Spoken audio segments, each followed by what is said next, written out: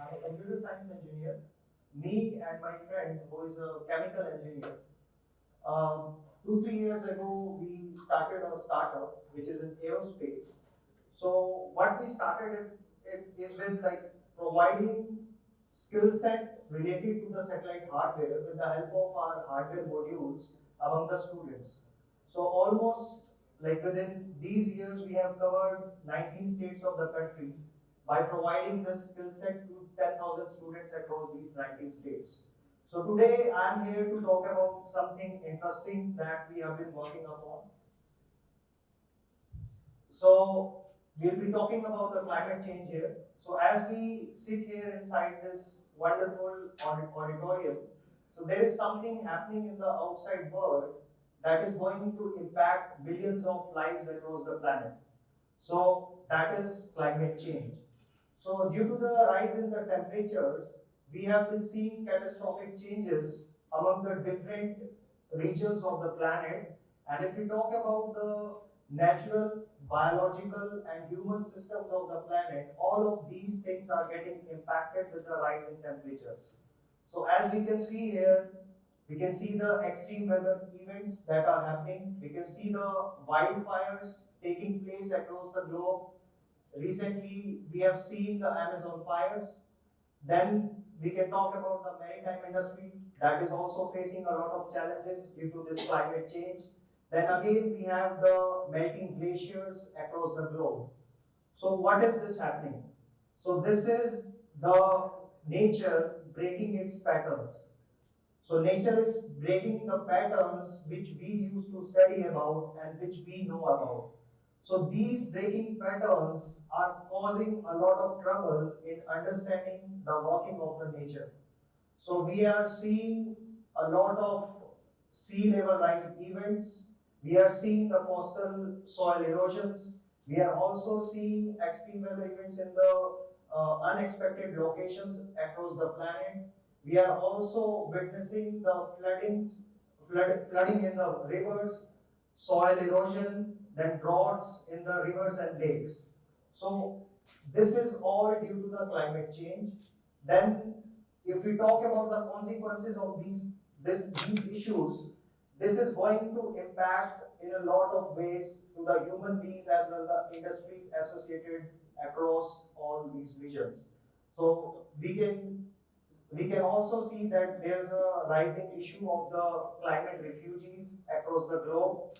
So now, when we talk about these changes, a single change impacts and starts a lot of consequences. So in this case, if we talk about the glacier melting here, so it is not just the glacier melting which is happening. So the glacier melting leads to the rise in the level of the oceans, which further results in the erosion of the coastal areas. So this further impacts the lives of the millions of the peoples living in those regions.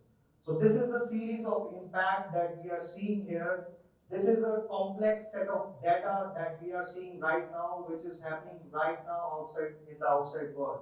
And another example that we see here is the case of droughts.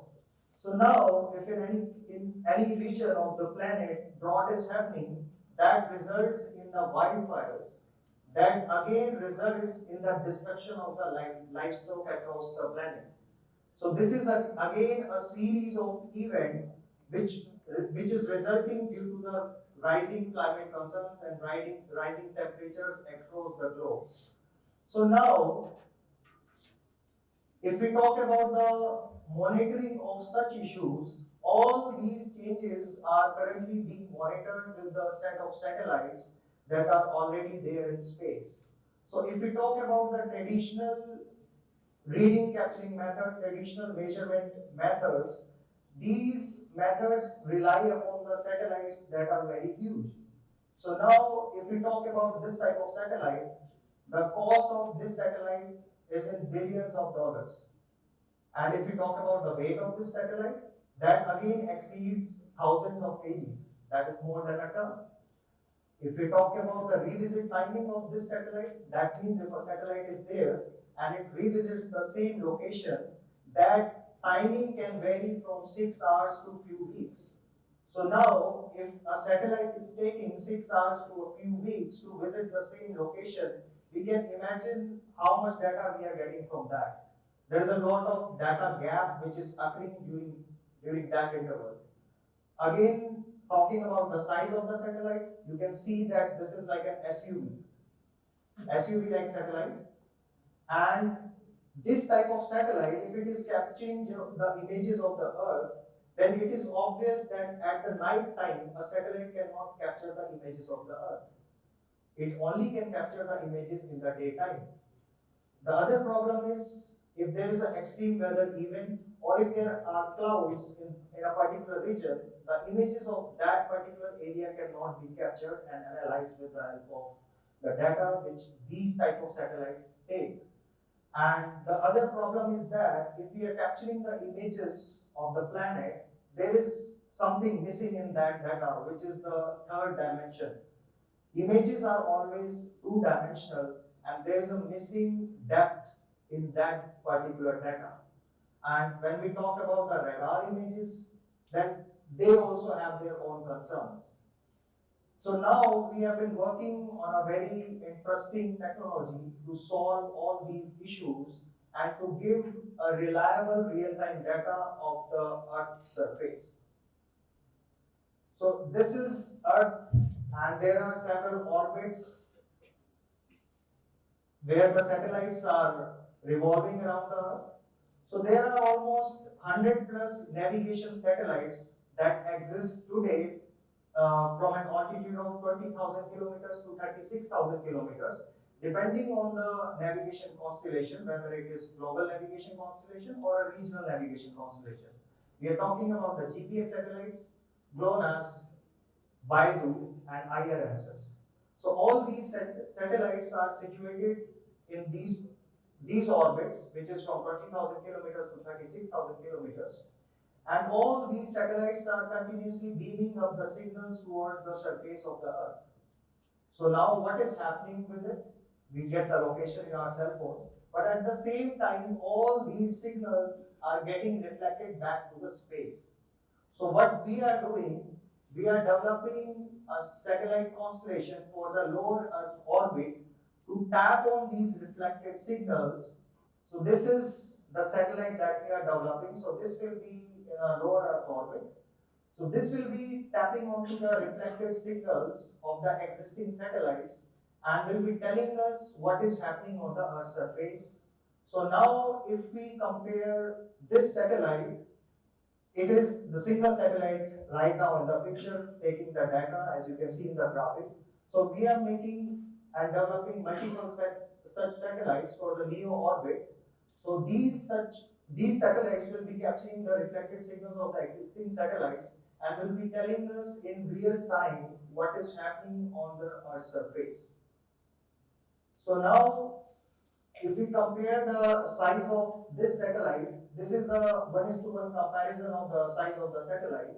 So this satellite is the size of the SUV, and the other satellite that you are seeing, the size of this satellite is 10 by 10 by 30 centimeters.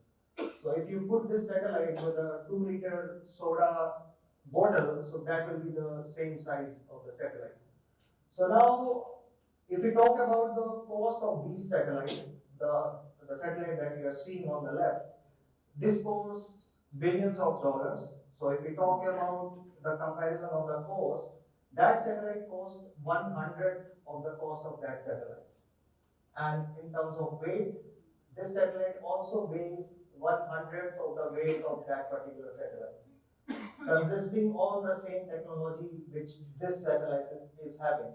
So within the same weight category and within the same cost of a single satellite, how many satellites we can launch?